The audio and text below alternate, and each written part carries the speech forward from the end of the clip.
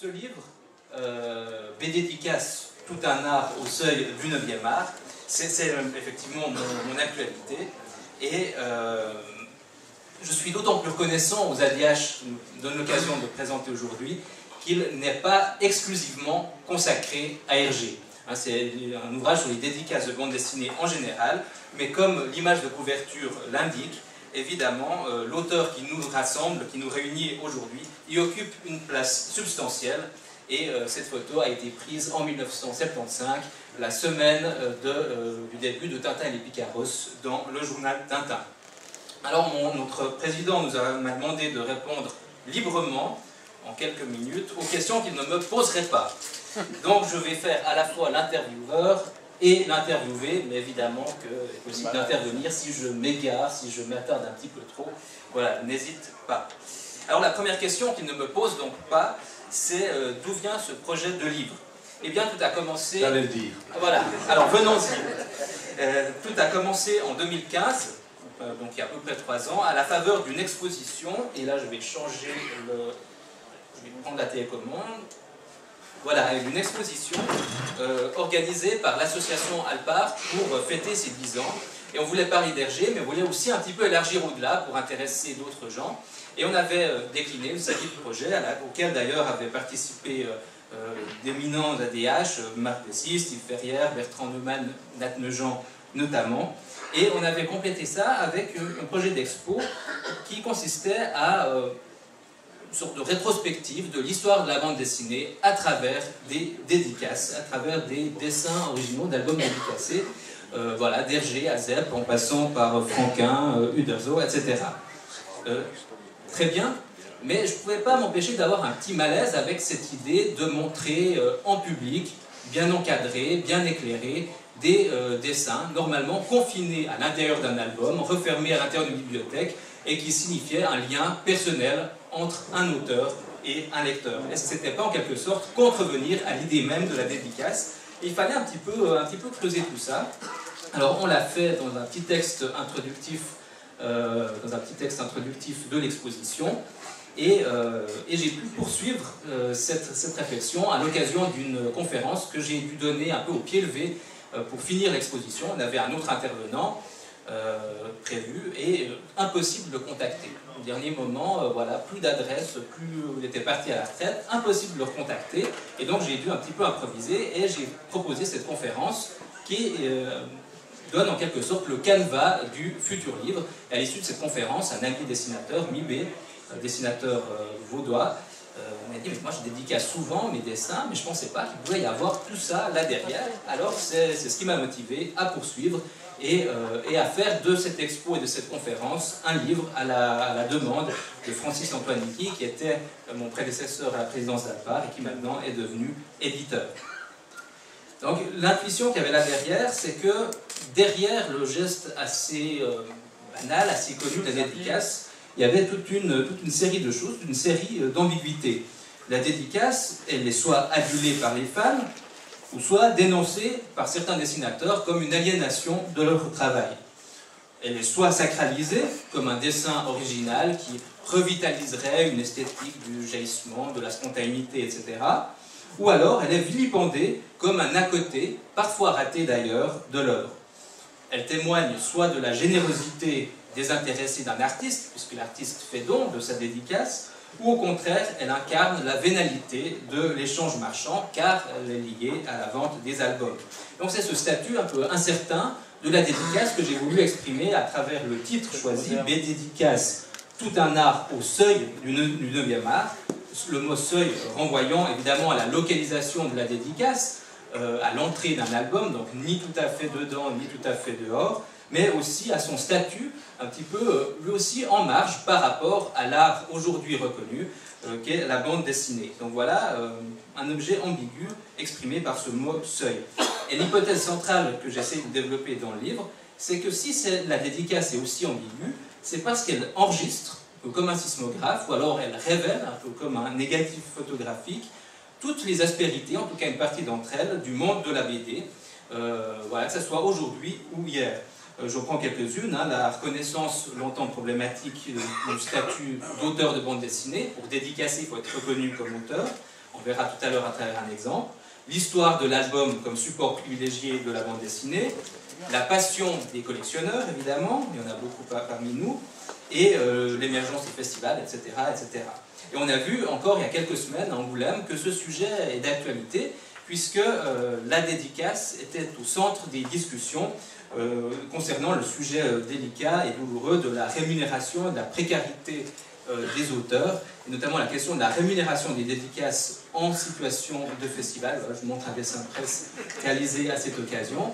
C'est une actualité assez dramatique, mais qui revient régulièrement. Et d'ailleurs, la dédicace a été impliquée, et l'un des sujets intégrés dans une mission de réflexion lancée par le ministère français de la Culture à Angoulême cette année. Alors bon, Philippe va me demander, ou pas me demander, que vient faire Hergé dans cette galère, hein, il faut bien y venir. Eh bien, il se trouve qu'Hergé est l'auteur le plus représenté dans le livre, avec entre 20 et 25 illustrations sur plus d'une centaine. Et là, je remercie l'INSA de leur autorisation, hein, qui était évidemment nécessaire. Et donc, voilà, un auteur central, ce qui pourrait étonner un petit peu dans ce contexte, puisque Hergé est plutôt connu, généralement, pour ne pas faire forcément des dédicaces spectaculaires. Dans la préface de l'ouvrage, Massado le souligne que presque toutes les dédicaces qu'il a dû mettre représentent simplement le buste de Tintin et de Milou qu'on connaît bien, et qui est en quelque sorte un logo, une marque de fabrique, ce qui pourrait paraître un petit peu décevant par rapport à ce que font d'autres auteurs qui pourraient paraître plus inventifs à cet égard. On verra que ce n'est pas toujours le cas, hein, qu'Hergé a aussi fait des dédicaces originales. Mais ce que je voulais aussi montrer, c'est ça justement, pas seulement des pièces de musée, mais aussi le geste de la dédicace dans son quotidien, des fois un petit peu répétitif, et sans aucune nuance péjorative, en quelque sorte, Hergé, à cet égard, représente une sorte de degré zéro de la dédicace, pas pour dire que c'est pas bien, mais pour dire qu'il est représentatif par sa position chronologique aussi de l'émergence de la dédicace et du développement de la dédicace. Sa longue carrière, des années 30 jusqu'à l'orée des années 80, a accompagné le développement, l'évolution et de la bande dessinée et de la dédicace. C'est ce que je vais essayer de montrer rapidement à travers quelques images. Tintopée des soviets, dédicacé, non pas par Hergé, mais par Tintin et par Milou. Dans les années 30, c'est encore la logique du personnage qui l'emporte sur la logique de l'auteur. Et d'ailleurs, ce n'est pas Hergé qui a signé tous les exemplaires avec le nom de Tintin. Il y a une autre écriture sur certains des albums. En l'occurrence, celui-ci, c'est bien Hergé, hein, si je ne me trompe pas. Et donc Tintin qui dédicace son propre reportage. À cette époque, Hergé a déjà signé certains albums des soviets de son nom, Georges, mais c'était pour des proches, hein, c'était un cadeau de proche à proche et non pas vis-à-vis des lecteurs, même si d'autres auteurs mieux reconnus à ce moment-là, comme Alain Saint-Auban, commençaient déjà à dessiner des petits personnages pour ses nombreux lecteurs. Alors évidemment que quelques dizaines d'années plus tard, les choses ont bien changé. Alors là, on a un exemplaire redédicacé par Hergé dans les années 70, avec ce buste de Tintin et Milou qu'on lui connaît bien. Et on voit bien l'évolution, hein. C'est désormais un auteur installé qui signe en son nom avec ses personnages. Et ce qui est intéressant, c'est que cette redédicace traduit aussi l'histoire de l'album qui a été transmis de génération en génération. Donc en quelque sorte, on a une correspondance entre la petite histoire familiale et la grande histoire de la BD et de la dédicace. Alors qu'est-ce qui s'est passé entre-temps? Eh bien, ce geste de la dédicace ou de la BD-dédicace s'est généralisé, surtout après-guerre. On a dit parfois que c'était Franquin qui avait inventé la formule du petit dessin, du petit crobard à côté de la signature. En fait, Franquin n'a pas inventé, mais il incarne le moment où ça s'est généralisé, puis stabilisé, et notamment grâce à l'action des magazines, des illustrés, le journal de Spirou, le journal Tintin, le journal Pilote, qui en ont fait parfois un argument de vente au point de proposer à leurs lecteurs soit des carnets de dédicaces pour attiser leur appétit et acheter, se rendre sur les festivals, se rendre dans les librairies. Le journal Tintin avait publié un de ces carnets de dédicaces notamment, ou alors même en reconstituant des scènes idéales de dédicaces, comme ici sur cette couverture de 1963. Ça dit aussi que la séance de dédicace est devenue un lieu de sociabilité particulièrement important dans le milieu de la BD, que ce soit entre les auteurs et les lecteurs, qui pouvaient se rencontrer à ces occasions-là, avec des libraires, avec des éditeurs, ou alors même des auteurs entre eux, surtout au moment où les magazines ont commencé à décliner et donc où les équipes rédactionnelles se sont un petit peu disloquées.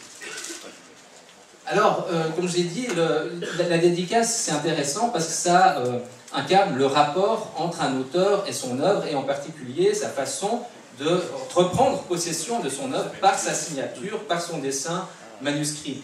Évidemment que ça pose quelques problèmes en cas d'auteurs multiples. Alors on peut penser évidemment aux scénaristes, qui sont un peu les parents pauvres, parce que comme ils ne dessinent pas généralement, ils sont moins demandés, mais ça peut être le cas aussi des collaborateurs d'Hergé, et lorsqu'on demandait à Bob Demore de dédicacer un Tintin, voici ce qu'il pouvait faire, en précisant, en souvenir de Hergé, pour éviter toute confusion, de se réapproprier indûment ce qui n'était pas de lui, puisque dans les studios Hergé, vous le savez, les collaborateurs étaient considérés plus comme des exécutants, et bons exécutants, que comme des véritables co-auteurs de l'ouvrage.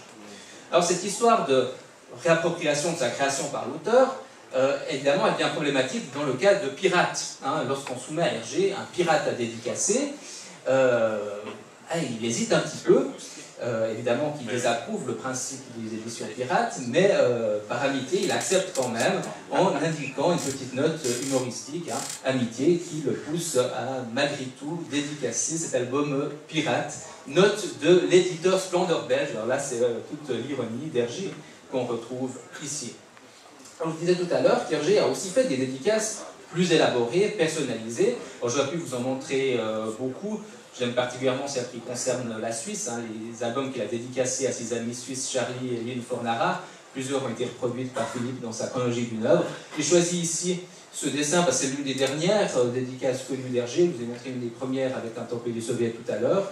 Et ce qui est intéressant ici, c'est que Tintin arbore les emblèmes du dessinateur, les emblèmes scandinaves de l'éditeur Per Carlsen, vu que c'est pour son anniversaire, un peu comme au temps des chromos voir et savoir. Et là, on voit que si la dédicace est un indice de personnification pour l'auteur qui reprend possession de son œuvre à travers la dédicace, c'est aussi un indice de personnalisation vis-à-vis du lecteur, et donc la dédicace rejoue sur le papier, une relation interpersonnelle réelle entre l'auteur et ses lecteurs. Donc la dédicace, c'est pas uniquement forcément quelque chose de spontané, ça peut être très réfléchi, et dans le cas d'Hergé, ça a pu être très réfléchi, au point qu'il existe des brouillons de dédicaces. Je vous montre ici un exemple publié il y a quelques années dans la revue Hergé. C'est un brouillon de dédicace à Francis Lacassin, réalisé par Hergé dans sa chambre d'hôtel la veille d'une rencontre à la Sorbonne, et on voit qu'il, non seulement il fait le brouillon du dessin, mais même il hésite quant à la formule, quant au texte, il est extrêmement précis, et Pierre Assouline note qu'il a retrouvé dans les archives du studio Hergé même des listes de formules dédicatoires pour les bénéficiaires des tirages de tête. Alors, là, je vous ai montré 2-3 exemples de dédicaces personnalisées. J'arrive au bout, je sais que le temps qui m'a été imparti est écoulé. Pour finir, je voulais juste vous dire que la dédicace, ça peut être vu de manière enjouée, comme les exemples que je vous ai montrés, mais aussi de manière un petit peu plus contraignante et répétitive. Les dessinateurs le disent souvent. D'ailleurs, Ariel Wood, qui était à côté de moi ce matin, me l'a confirmé, ou me l'a rappelé. Et c'est assez amusant de voir qu'Hergé, lorsqu'il veut dessiner, se représenter pour ses 50 ans de travaux formés, qu'est-ce qu'on voit sur le dessin? Le petit logo de Tintin et Milou, celui qu'il réalise à l'envie lors des dédicaces. Et là, pour finir, je ne peux pas m'empêcher de vous lire un petit extrait de lettre, qui était assez critique lorsqu'on lui demandait des dédicaces à l'appel. Alors voici ce qu'il a dit un jour à un organisateur de rallye qui sollicitait des albums comme prix pour son rallye.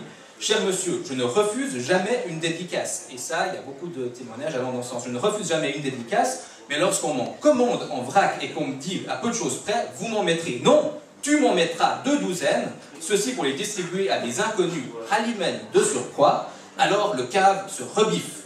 et tout en vous assurant de sa sympathie, il vous envoie cordialement promener sur les routes de votre beau rallye. Signé Hergé, on voit là la franchise dont Alain Barran parlait tout à l'heure. Heureusement pour ce rallyman, il s'est ravisé in extremis. Donc, voilà, c'est aussi cette idée de répétitivité qu'a voulu montrer Exem dans l'ex libris qu'il a réalisé pour l'édition de tête numérotée de ce livre, et avec évidemment un hommage à l'oreille cassée, où il insiste à la fois sur la reproductibilité du geste de dédicace, aussi parfois sur la présence de fausses dédicaces qu'on peut déplorer sur certains sites internet, et aussi sur la fétichisation de la dédicace par certains collectionneurs, vu qu'on a un lien avec évidemment le fétiche Arumbaya. L'oreille dédicacée ou l'oreille dédicacée, voilà, je crois qu'on ne pouvait mieux suggérer d'un même mot les splendeurs et les misères de la dédicace que j'ai essayé de décliner dans cet ouvrage, donc qui suit cette idée de fond selon laquelle la dédicace est un révélateur de l'histoire, de l'évolution de la bande dessinée en général, mais où j'ai aussi essayé de mettre pas mal d'anecdotes, de souvenirs et évidemment d'images, et je serai ravi de poursuivre la discussion avec vous en bas tout à l'heure.